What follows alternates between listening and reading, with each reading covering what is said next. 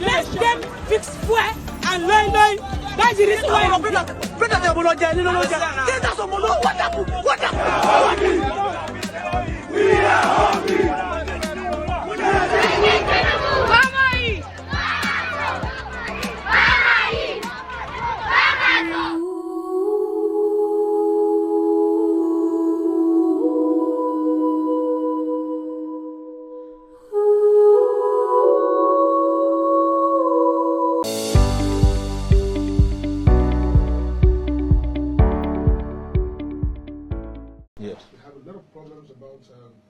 And of course, alongside a lot of things happening for our security architecture. Yes. What is your approach to solving this problem of insecurity in Nigeria? First is to understand what brings insecurity. And what has been a major problem with insecurity in Nigeria is economic inequality. People don't get what they deserve.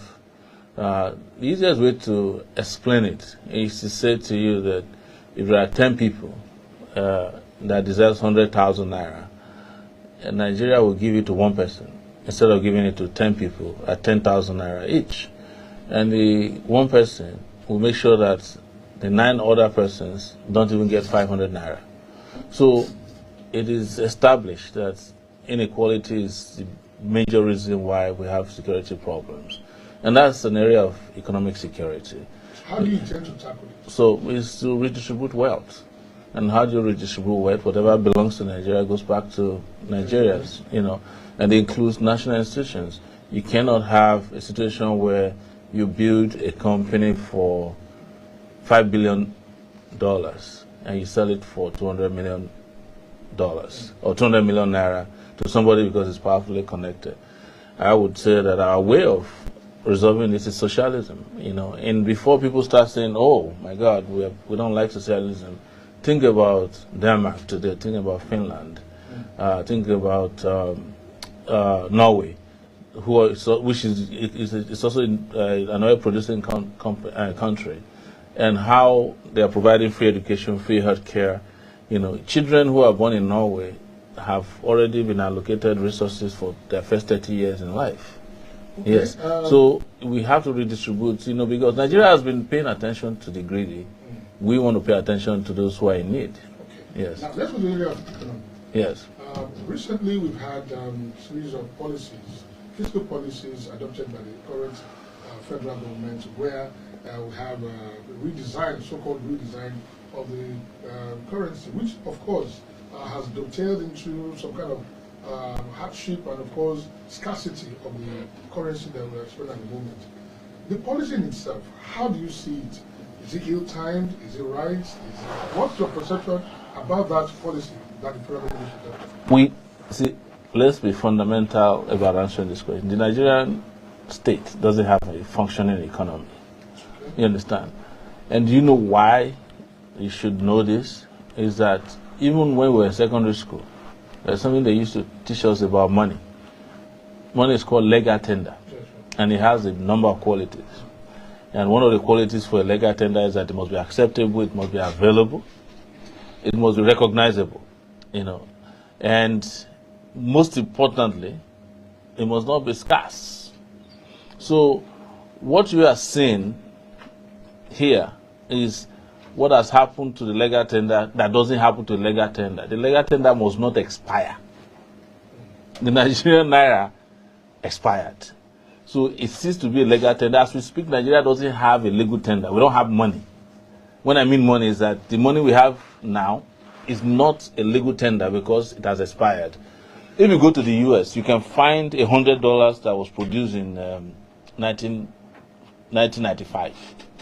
In fact, you know that from those who are selling dollars. If you bring a certain old dollar, they say it's cheaper. It's the same quality, it's the same value. So what's your perception? So my perception is that they did it because they've run out of ideas on how to run the economy. Well, number one. Secondly, they did that also to stave off the entire problem with central bank government, who was declared wanted at the time for terrorism or financing terrorism. And I think finally what they wanted to do is that they don't. Nigeria is broke, and instead of them to announce that we don't have money left, they just decided to take money away from those who own money. Nigeria is at a point where you own money, you have your money, you have to use your money to buy your money in order to buy what money can buy.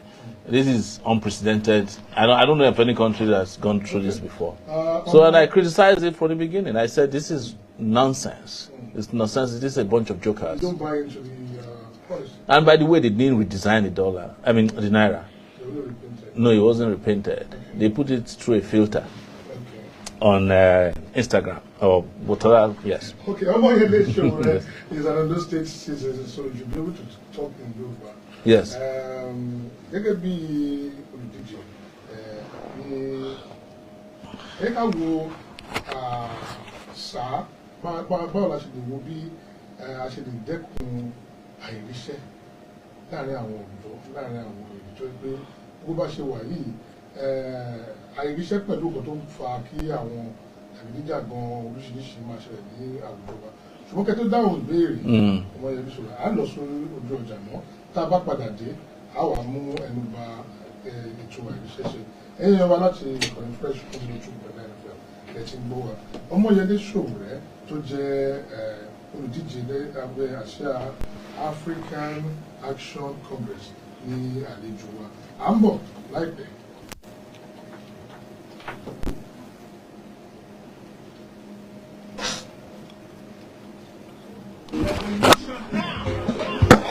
Everybody don't tire to see as Nigeria dey scatter. I go naked the matter. This no be song for the brother.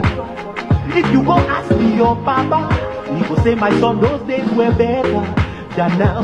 But see we today, my boys no fit afford pure water. From Omoyele, show me the man when sabi.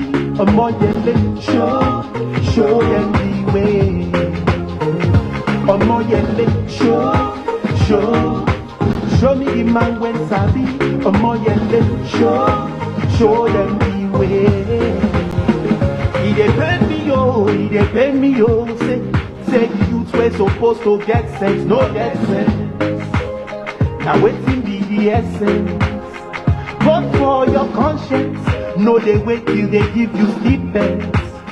See after independence, we still they vote for people when they fly fence. Brother, I go naked the matter. No time to go studio. We go there and see hard.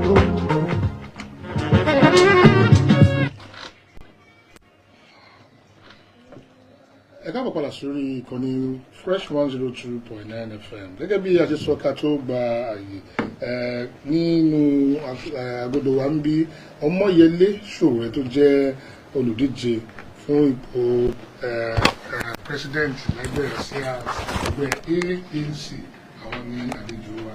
Ẹ bá fẹ́ dáhùn nípa ọ̀rọ̀ àìníṣẹ́ mo fẹ́ kẹ́ mú ọ̀rọ̀ ẹ̀kọ́ sẹ́gbẹ̀ẹ́ torí gbogbo àwọn méjèèjì ó dẹ̀ pé wọ́n bára àwọn jọ báwo lẹ́ ṣe ṣe ọ̀rọ̀ ẹ̀kọ́ tó bá yẹ pé a yàn yín sípò president ní Nàìjíríà. sẹ́rí kí n tó dáhùn ìbéèrè yẹn màá rán yín létí pé èmi wà lára àwọn ọmọ akẹ́kọ̀ọ́ ní bíi láti 1989 títí di 1995 tí mo kúrò ní University of Lagos àwa la kọ́kọ́ design ní ètò ẹ̀kọ́ ní NAS nígbà táwa NAS nígbà tí ẹgbẹ́ àwọn ọmọléèwé ẹ̀kọ́ gíga tó sì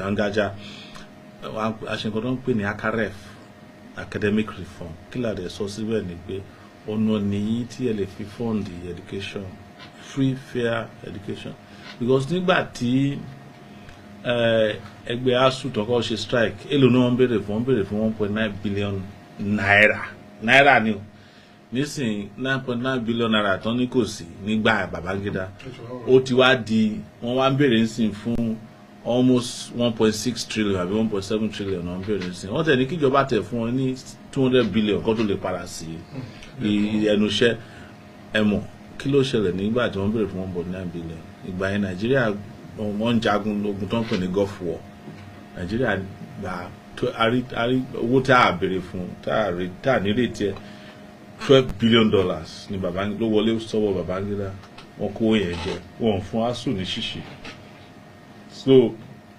nígbà tó tún béèrè fún owó ń sìn ibi tí ọ̀rọ̀ táwọn ọmọ iléèwé gíga ti wà ní strike tó wà nílé fún oṣù mẹ́sàn-án ìgbà yẹn náà la gbọ́ pé accountant general ló gbé 150 billion mi kí ASUU ń béèrè fún 200 billion ló bá fi 50 billion kún ètò yẹn á ti yanjú ṣé rí àwọn tí ó bá jẹ́ pé èmi tí mò ń sọ̀rọ̀ yìí iléèwé ẹ̀kọ́ ọ̀fẹ́ ni mo nígbà bàbá ajá sí l'Ondo State nígbà míì mo dẹ̀ máa ń béèrè torí inú mi tẹ̀dùn pé Ondo State la wà lẹ́nu pé àwọn tí ó dàbí pé ní làákàyè jù ní orílẹ̀-èdè Nàìjíríà ọmọ Ondo State ni mi ò fi kàn ṣe pé bí a mo fi ń pọn yín lé àwa mọ̀ torí industry táwa ní bíbá yìí tábà tẹ̀ ń dáko nítorí pé kọ́mọ lè lọ léèwé ni tá a bá ń ṣiṣẹ́ míì à ń pẹja ni tìtorí kọ́mọ lè lọ sí léèwé bàbá mi ń pẹja òun dàkú sí kan tí wọ́n ṣe just to make sure that I went to the University of Lagos nígbà tí mo ń lọ sí University of Lagos 45 naira ní school fees bàbá mi ní 20 naira péré ní gbogbo owó tó ń rí yá gbogbo ará àdúgbò ẹbí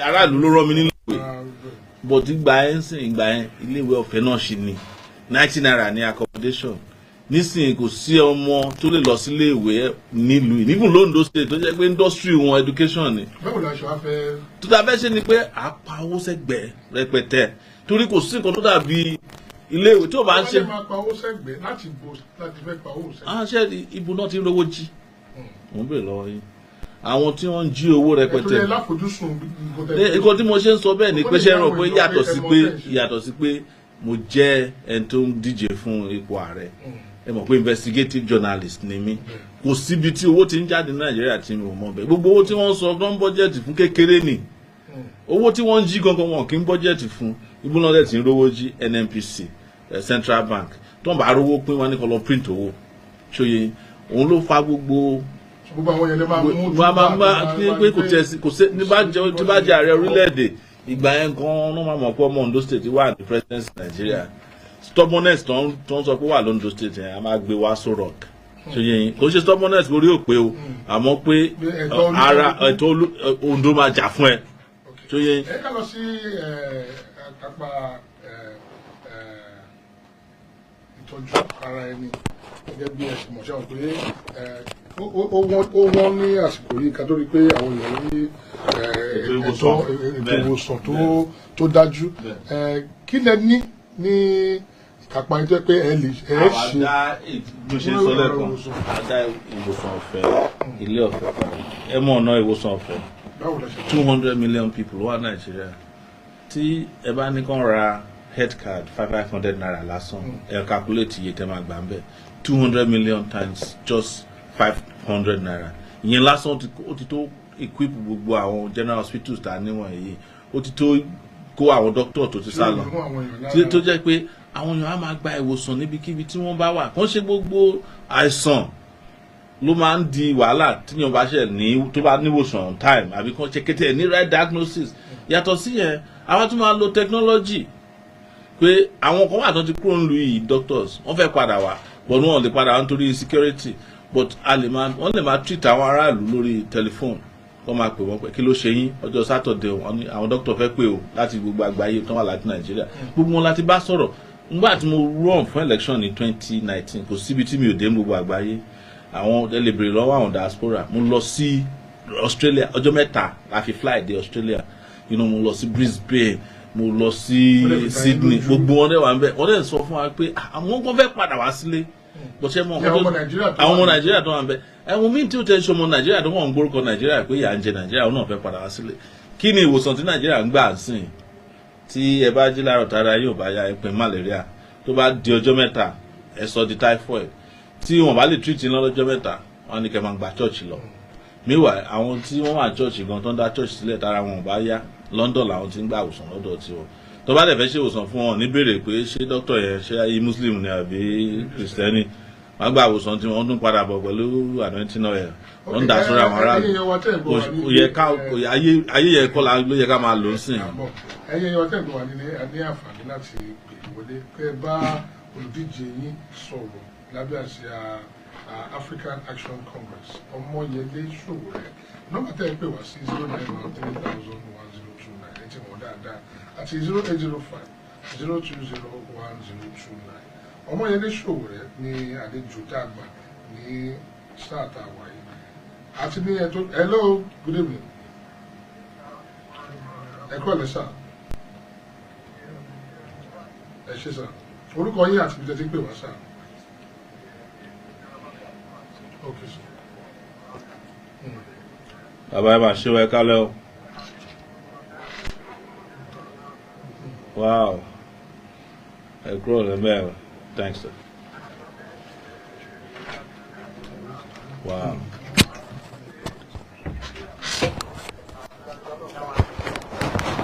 Irú ẹni tó bá ní irú tí àwọn ń sọ yìí lọ́kàn láti lè ṣe irú wọn ò kí ráyè débẹ̀. Sọ̀rọ̀ mi yé yín sà. Bẹ́ẹ̀ni. Torí pé ẹ sọ̀rọ̀ kan sí ẹni tíṣà ni bàbá yín. Bẹ́ẹ̀ni sà. Sẹ́ńtì náà ọ̀gá tó tún interview yìí náà tíṣà ni bàbá àwọn náà. Bàbá Sànyà Oyin san. Torí àwọn ìforúkọ wọn tipẹ́tipẹ́ nígbà tó ń gbà yẹn náà. Kí ẹ rí ọ̀rọ̀ Nàìjíríà lóòótọ́ ọ̀dọ́ ni ó rẹ̀ pẹ́lẹ́ ti ń jà fún ọ̀dọ́ nígbà tí university days àmọ́ agbórúkọ yín dáadáa. Ẹ bá wa ṣe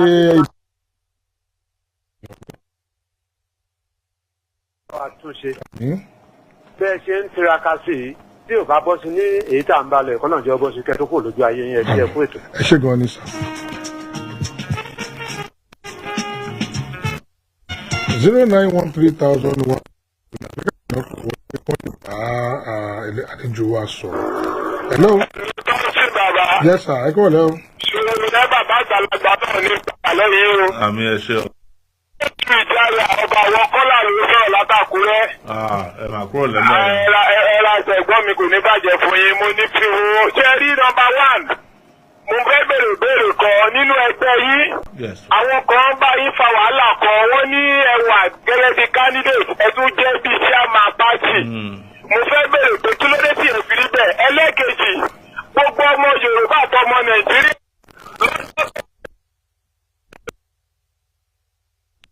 wọ́n gbé sílé ọtí mọ́lé ìjọba Amẹ́ríkà ló yẹ kó tún ṣòwò rẹ́lẹ̀ o. Ẹ̀yin ọmọ Nàìjíríà ẹ má gbàgbé tó dúró tì í.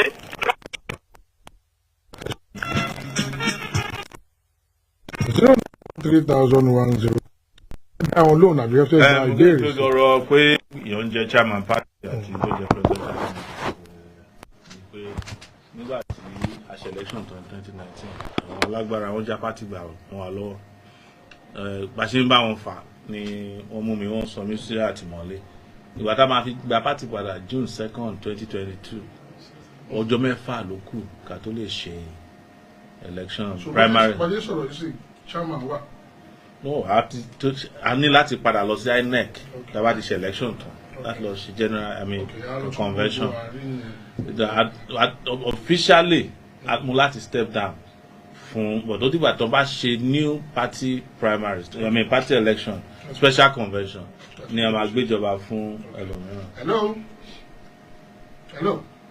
Okay. 09130011029 ní ojú òpó tí ẹ máa gbèsè. Hello. Ẹ kọ́lẹ̀. Yes sir. Yes sir. Good afternoon. Ó yá ìbéèrè yín pápápá.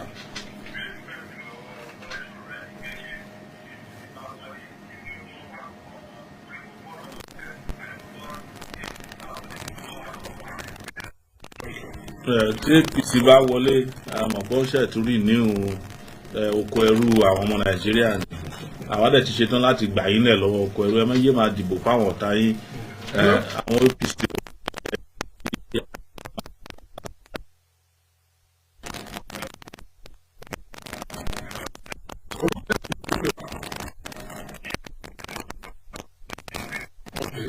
Ìbéèrè yín ní kọ́kọ́.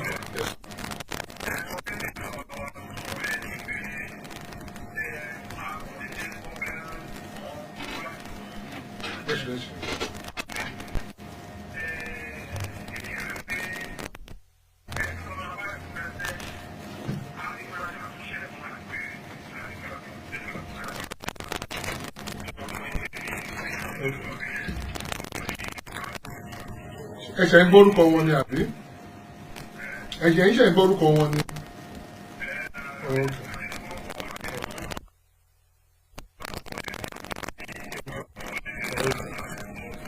Wọ́n á dá yín lóhùn.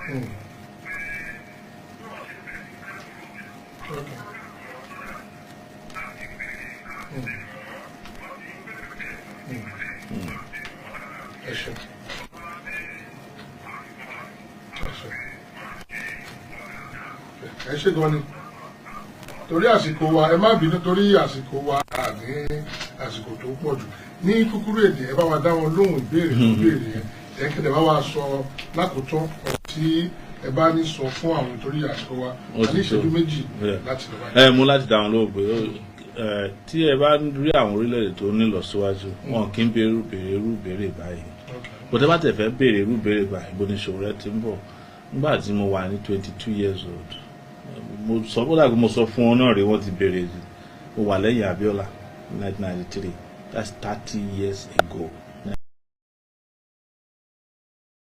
nígbà míì tó bá yẹ ká ṣe nǹkan tó yẹ ká ṣe tá a bá ṣe lórí pé excuse pé ọ̀kan build the CV àwọn tó build the CV ẹ wo nǹkan tó ṣe sí orílẹ̀-èdè yìí ṣebí France ló wà ń bẹ̀ Macron wà ń bẹ̀ bẹ́ẹ̀ ni ẹni tó ń bá Russia jà lọ́wọ́ ń sin Zelensky kò tó mi lọ́jọ́ orí bẹ́ẹ̀ ni aláwàdà ni comedian tó yẹ Mandela wà látẹ̀wọ̀n kó wá take over South Africa ni káyé màmá fúnra wa ní excuse ṣebí kí bílù ṣe dá là ń fẹ́ kí lè ṣètòrí ẹ̀ kí lè yẹ yín bàbá wa ṣe rán wa nílé ìwé kí náà ṣe pè wá ní ìlú onílàákàyè l'Ondo State tá a bá lè produce president fún Nàìjíríà látọ̀dọ̀ wa. All right, we'll be talking with the presidential candidate of African Action Congress.